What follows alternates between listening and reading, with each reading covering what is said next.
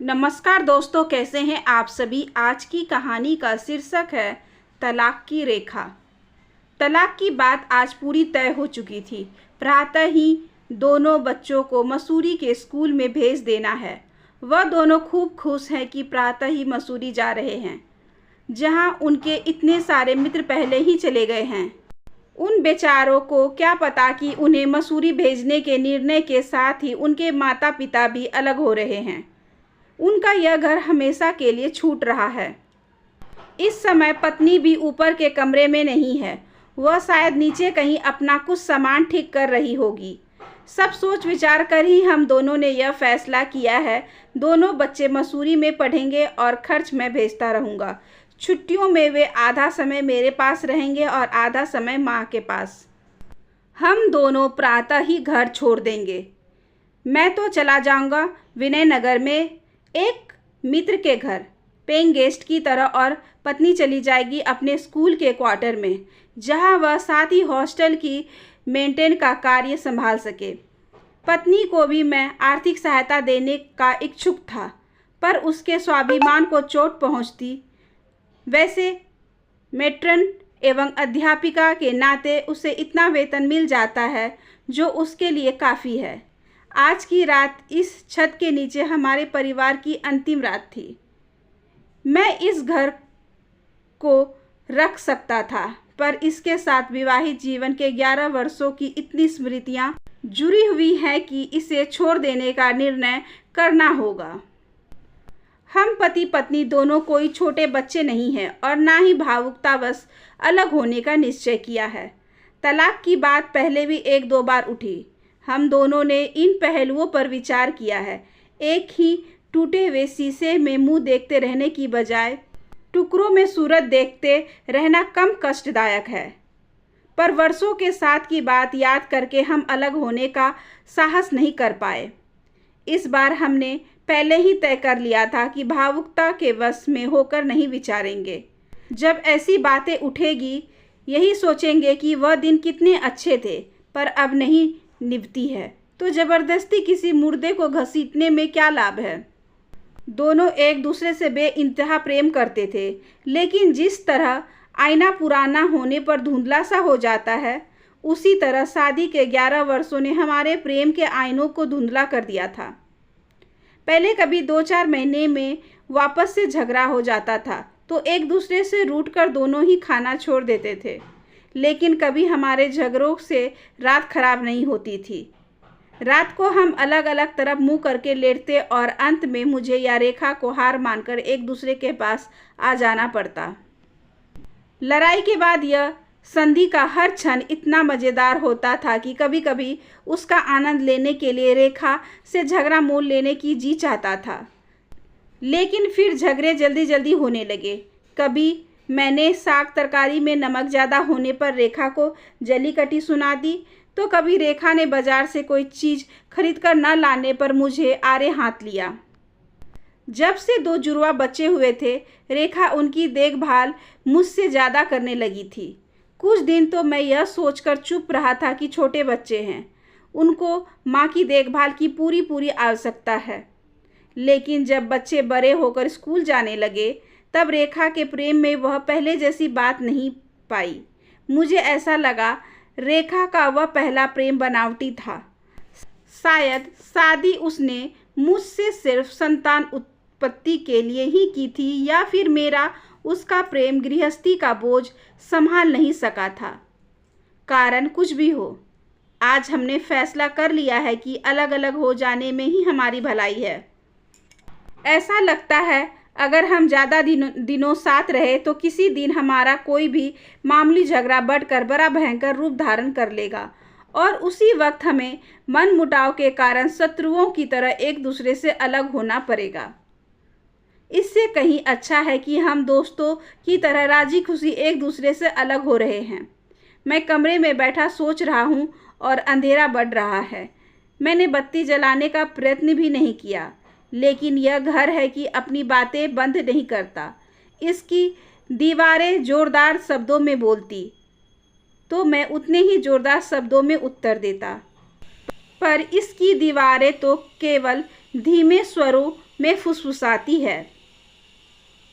मेरा मन कहता है कि घर तो केवल बेजान ईंटों और लकड़ी का एक भवन है, पर तब भी मकान खामोश नहीं होता।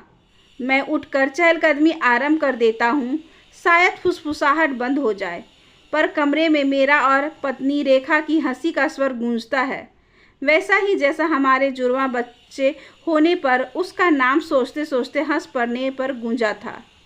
मैं लपक कर दूसरे कमरे में चला जाता हूँ। यहाँ चारपाई पर नन्हे बच्चे को हंसी का स्वर गूंज रहा है। उधर मुड़ता हूँ तो मेरी कुर्सी, जिस पर बैठकर न जाने मैंने पुस्तकों द्वारा किन किन नगरों की सैर की है, कैसे कैसे पात्रों के दुख सुख में हिस्सा बटाया है। यह क्या बेवकूफ़ी है, मेरा मन मुझको समझाता है। यह केवल एक घर है, बेजान ईंटों और लकड़ी का घर। यह कोई स्मृतियों का संग्रहालय नहीं। लेकिन घर भी मानो तो खिड़कियां मुझे यूं देखती हैं मानो घर को आंखें हो, मेरी बेवफाई को गलानी एवं क्रोध से देख रही हैं। फूलों की सुगंध से कमरा महक उठा है, पर देखता हूँ अपने नित्य के स्थान पर फूलों के गमले में मुरझाए हुए फूल झूल रहे हैं। इस कमरे में बैठकर न जाने कितने गीत गुनगुनाए हैं, कभी बच्चों को बहलाने के लिए, कभी मेरी फरमाइशों को पूरा करने के लिए। क्या उनका संगीत इन दीवारों का रंग बदलकर उसके नीचे बंद किया जा सकता है? घर का क्या दोष, हम चारों की प्रतिदिन की बातें, एक दूसरे को प्यार क्रोध, एक साथ सुख और एक साथ तय की हुई मंजिलों की छाप, उनकी प्रतिध्वनि ही तो दोहरा रही है ये दीवारें। स्मृतियाँ चारों ओर से घिरी जा रही है। जब विवाह के पश्चात हमने यह घर किराए पर लिया था, तो अगले दिन हम दोनों पति पत्नी इसके हर कमरे में गए, आलिंगनबद्ध होकर कमरे की दीवारों को अपना साथी बनाया था। इसी घर में 2 छोटे छोटे बच्चों का प्रथम रुदन सुना था, उन्हें सुरक्षा प्रदान की थी। इसी घर की और हर सांझ लौटते समय मेरे रुके कदमों में तेजी आ जाती थी। भावुकता में आकर मैं घर के हर कमरे में घुस आया और चारों ओर से घिरी आती स्मृतियों को भगाने के लिए मैंने सामने का द्वार खोल दिया। मन में यही बात थी कि रात्रि की निर्वता इन दीवारों की प्रतिध्वनियों को भी शांत कर देगी, पर मैं इसमें असफल रहा, क्योंकि द्वार पर पहुंचते ही रेखा ने साफ सुथरे द्वार पर एक ऐसी रेखा खींच दी थी और शरारत भरी नज़रों से कहा था, इस घर में आज से रेखा का राज है, यह दरवाजे से पता लग जाना चाहिए। और हर बार रंग करवाने के पश्चात रेखा उस रेखा को भी ताज़ा कर देती थी। मैं बाहर निकल आया, लेकिन सामने ही कमबख्त वह झाड़ी थी जिसकी ओट में बैठकर हम चांदनी रातों में चांद निकलने की प्रतीक्षा में घास पर बैठे रहते थे। मैं आगे बढ़ गया। उधर शायद ऐसी कोई स्मृति न हो, पर एक ठंडी हवा के झोंके ने फौरन याद दिला दिया कि पहले पहल जब हम दोनों उघर गए थे तो ठंडा झोंका आया तो रेखा मुझसे लिपट गई थी, यह कहकर कि मैं तो कोट पहनकर भी नहीं आई, इतनी ठंड होगी इधर, यह पता न था। मैंने हंसकर कहा था, अगर कोट होता तो मेरे साथ कौन लिपटता, और वह लजाकर और भी सिमट कर पास आ गई थी। मैं अंधेरे में आगे बढ़ता गया, हरी घास पर होता हुआ पत्थरों की ओर, जहाँ इतना अंधेरा था कि कुछ नजर नहीं आ रहा था। ऊपर तारों की झिलमिलाहट आंख मीचनी का खेल खेल रही थी। मैं चुपचाप खड़ा हो गया और तब मैंने उसे देखा। वह वहाँ अपने प्रिय पत्थर पर बैठी हुई थी, चुपचाप शांत। उसने आने की आहट भी नहीं सुनी थी। मुझे संदेह हुआ कि शायद वह अंधेरे का ही खेल है जो मुझे कोई बैठा हुआ लग रहा है, पर इतने में बादल कुछ छूट गए, पर पूरे नहीं। उनमें से छन कर आते प्रकाश में उसका शरीर कुछ कुछ दिखने लगा।